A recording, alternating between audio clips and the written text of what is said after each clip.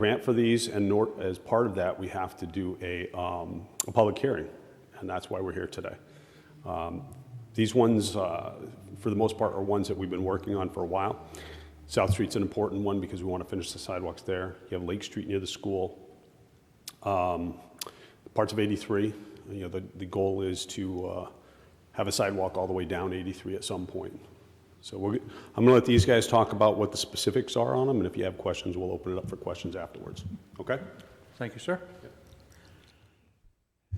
Good evening, everyone. Thank you for coming out on a crappy night like this. But as Mayor Champagne indicated, part of our grant funding has requirements that we have for public involvement, and one of which is this public information meeting. Craig, can you highlight the key map on the screen? Okay. So my name is Dave Smith. I see most of the familiar faces, a few new faces. I'm the town engineer. Joe Boucher is our town surveyor. Craig Perry is our jack of all trades, inspector, field instrument man, inspector. And we put these plans together to present to you and to be the basis for this particular project. A couple of housekeeping things. This meeting is being recorded for the benefit of people who may or may not be able to tune in with us today. So we have microphones. The pickup that Diane is operating won't grab your voice unless you speak into the microphone. So kindly do that. And when you do, state your name and your address. There's also a sign-in sheet by the open door. If you haven't already, before you leave, would you kindly sign in so that we have a record of who was in attendance? We're going to do an overview of the project, as longer and detailed as you'd like it to be. We'll take general questions, and then if you have specific questions regarding actual specific locations, your home or areas of interest, we'll take as much time as we need to exercise those concerns. And then after that, if we still need to get further into detail, there's plan sets for each of the 5 work areas in the back, and we'll be happy to go through those with you. So, all right, so on a screen in front of you now are the 5 work areas that we have for this project. It's part of a federally funded program that was originally proposed prior to me being here, so it's at least 10 years ago. And it's kind of languished, and it's time to get this thing moving and going forward, and we got the right team to make that happen. So that's why we're here at this kind of 30% draft stage. The base mapping is done, the design is complete. We still have to flesh out the specifications and develop some additional contract documents, but that's part of the overall process. So we have these neighborhoods, a combination of residential and commercial uses, combination of state and local roads. Total project's about 7,500 feet of new concrete sidewalk, generally to fill in gaps where there aren't any sidewalks. In a few places, it takes care of some inferior products that need to be replaced so that we can get nice linkages. 5-foot wide concrete sidewalks, ADA compliant ramps, and any driveway aprons that are in part of the work area will be replaced with concrete driveway aprons per our specifications. Funding for the construction is estimated to be about $1.5 million, provided by the Connecticut DOT, Local Transportation Capital Improvement Program. It's called LOTCIP, and it's administered by the Capital Region Council of Governments. Funding for the construction, administration, and inspection is provided by the Vernon Town Council in this current year's budget of $225,000, and the design, as I said, was done by our office. Most of the work is largely within the available right-of-way. In some cases, we'll need some temporary easements from adjoining property owners for slope rights, that sort of thing. And there's a couple of places where we're trying to dodge existing obstacles or narrow shoulders. We may actually need to have a permanent easement on some of the properties. So, Craig, let's go to the second page. Why don't you get sheet 1 of 7 for South, the first South Street one. The plan sets are all broken into task areas. So we have the 5 of them identified separately in the paper sheets in the back and on these electronic drawings. So this particular one is an overview of the project. It goes from just about Hartford Turnpike over by Mitchell's all the way to Fox Hill for the park. It runs for a short while on the north side of the street, crossing over, and then the entire remainder of the length goes up the south side of the street. That's about 2,500 feet, and it includes 26 parcels, separate properties. We have a few utility conflicts that we're going to have to address prior to the construction. Mostly it has to do with guy wires relocated. There's a couple of sewer manholes that have to be raised, a few other water gates, that sort of thing. Throughout the project, it's really, Joe did a good job of threading it through most of the obstacles. So that's our South Street portion of it. Craig, let's do the Talcotville Road.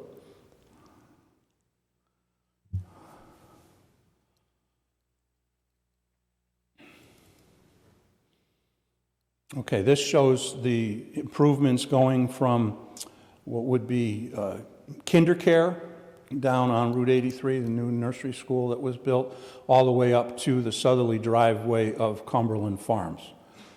Again, on the westerly side of the road, a little bit of personality to the alignment just to avoid some heavy relocation work by the utilities, which would delay the project.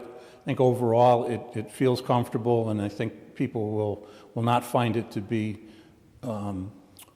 unfriendly as far as that. We have one intersection with the road, a couple of driveways to cut, and this particular section involves 7 parcels of land.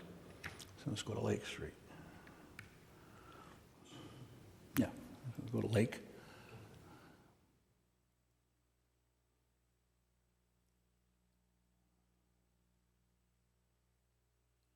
Okay, so the Lake Street portion is 1,900 feet, involves 12 parcels of land. One of the things that we're going to revise on this drawing is it was originally intended to stop at the northerly, if you will, of the lower of the driveways. It seems inappropriate to just leave pedestrians off there. We'll go across the front lawn and tie into the school sidewalk on the south driveway. There's also a crosswalk at that point to get to the opposite side of the road from where the new work is going to be to the existing sidewalk. So keeping with the theme of linkages, that extra few hundred feet I think is well worth the doing. It goes from the school north to Montauk. I can't read it from here. Craig, what's the road that it goes past right there? Brighton. Right? Brighton, okay. All right, so if that gives you a sense of what's going on with that one. So Hartford Turnpike, please.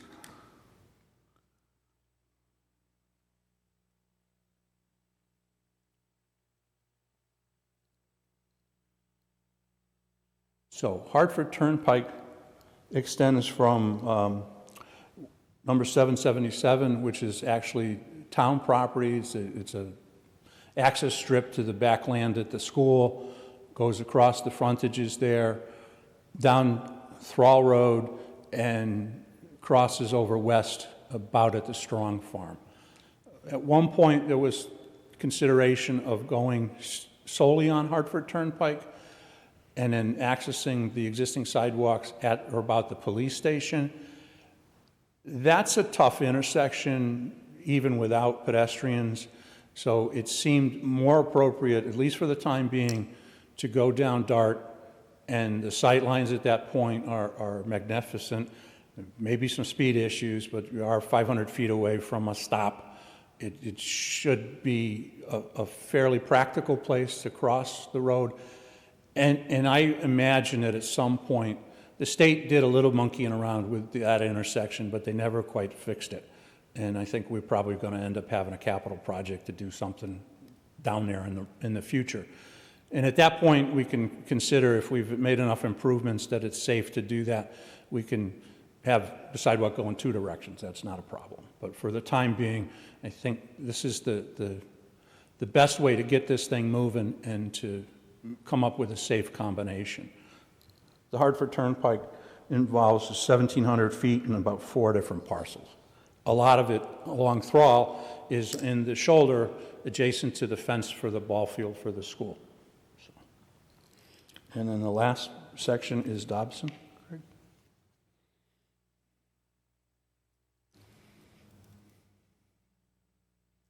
So this one is a little disjointed because of the interstate, and we're actually looking at it. On the left is the northeast side, and to the right is the southerly side of I-84.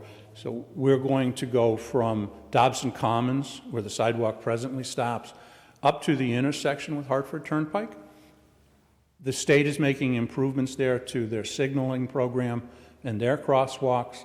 We'll join there, pick up on what they have, go across the highway and extend it from essentially the eastbound ramp, or the eastbound lanes on the bridge where it presently stops, to and through Campbell and down toward Dobson Pond, where we have existing sidewalk that were part of an earlier bridge project.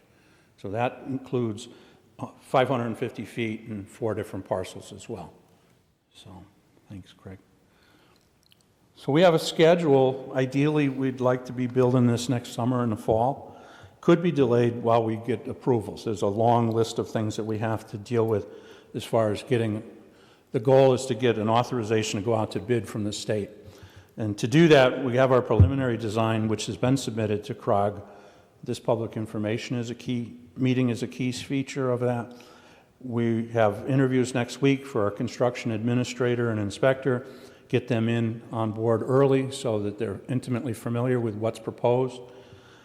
We're going to provide a draft contract documents and specifications, updated drawings and cost opinion to CROG, and make any final revisions and resubmit. Once we get our authorization to go out to bid, it's a little more direct. It's in our control, not so much someone else's. So we would go out for bids for contractors who would have an interest in this job and the capacity to do the work. We have to review those bids, then get an authorization to award, and then make the award, begin construction, and hopefully 6 months later we'll be completing this project. Ideally, if we can begin the bid process in the late winter, we could be in the position to be starting construction in the summer and complete it in the fall. I think that's probably an aggressive but doable schedule. So at this point, we have every one of the design sheets digitally and in paper copies. If anybody has any general questions, we could do that. And then we can have specific questions about individual locations, and then visit those sheets. You can ask any questions, many as you want. We've got all the time you need. So are there any questions?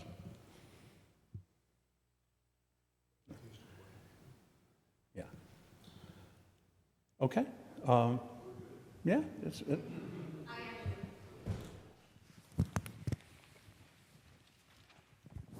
Can I just ask how you decided which areas, where to place the sidewalks? This was part of the grant application that was done perhaps 12 years ago. I think the idea was to find meaningful linkages that would help to string networks together. The original application did have work down by the 99 restaurant, heading toward the old Vernon Circle. That one was going to be unmanageable between the off-ramps, other private property conflicts, so we substituted in the bit on Talcottville Road that is up by Cumberland Farms. So the original other 4 were as proposed in the grant from way back when. Okay, so is anything being looked at taking accident history in the last 10 years into account? Or is that future development? So what we are mindful of is that there's lots of places where we need these. This is not a road reconstruction or realignment project. It's merely pedestrian safety, that sort of thing. So every one of these still seems appropriate. There may be other locations, particularly along Talcottville Road, where the need is being acknowledged or more clearly understood. It's still, this will go a long way to getting pedestrians out of the side of the road in these particular areas, but we're by no means home Right. on that. So. Okay, yeah, I have concerns with towards Vernon Circle, past Cumberland Farms. There are people walking on the side of the road with their walkers in the breakdown Yeah. lane, getting towards like the Yeah. car wash and headed to the grocery store. Of course. Shop right. You've got the bus stops all up and down yes, Route 83. connecting the bus stops. And that obviously, sort of by definition, implies somebody's either walking or bicycling to that location to pick up the transit. So, yeah, Future project. there are, on the 6-year capital plan, there are a number of different places where we're thinking of improvements for public safety in that regard. This happens to be sort of fixed in purpose and in location. The others are more discretionary and work with administration and with the police department to try to hit the hot spots, if you will. Gotcha. Yeah. Great. Thank you for your time on this.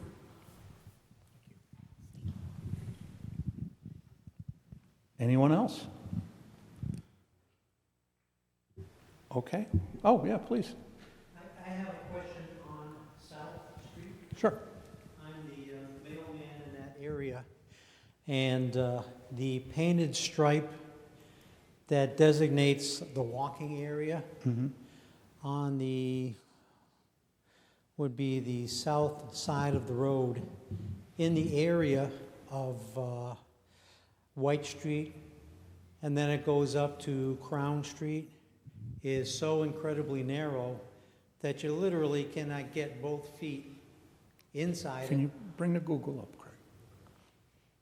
So, yeah, it really isn't meant to distinguish any services Oh, for that's the first- pedestrians or bicycles. It's fog stripe is basically for the convenience of motorists. It ends up being very helpful if you're driving, not very helpful if you're walking. Right. And placing sidewalks along, you said White Street was where you were concerned? Well, where are you going to put the sidewalks? You said on the north side, So whereabouts? right at the curve there with White, Craig, hit the street view. Just click on that location and it should come up with, Crown. no. Take your cursor and put it right at the intersection of South and White. Street view, okay. Okay, so this is coming off of Mitchell's, White Street on your right, South Street looking west. Those two trees that you see there, we've talked to the homeowner, they're going to be removed. Sidewalk will go up about, 60, 70 feet, and then it'll cross. And then for the rest of the trip, it'll be on the left-hand side. Okay. Okay, so the fog line is to define a lane for vehicles. We'll have the sidewalks either adjacent to the curb or set back on a snow shelf in that area for the entire Okay. rest of the run up to the park, where there's already a crosswalk. Will that connect to replace the tar ones that are in there, starting at about? There's some Basically across the- substandard tar blacktop Right. walks that are going to be removed as part of this and replaced with 5-foot wide concrete. Okay.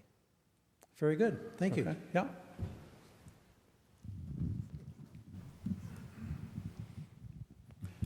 Anybody else? Mayor, you want to say a few things, or?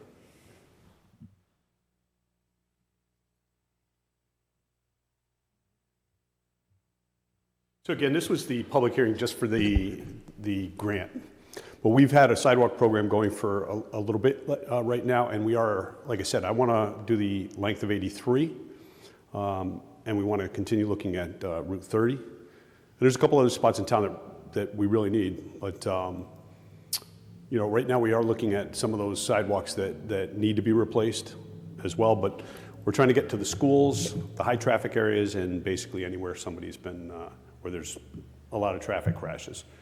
And the one near the police station, the reason that we don't want the West Street and Route 30 is because that has a lot of traffic crashes there. So we want to try and stay away from that. That's why we redirected the other direction. All right, that's it. Yeah, thank you all for coming. If you have individual questions, we're happy to walk through the plans with you. Greater or lesser detail, whatever suits you. Thanks.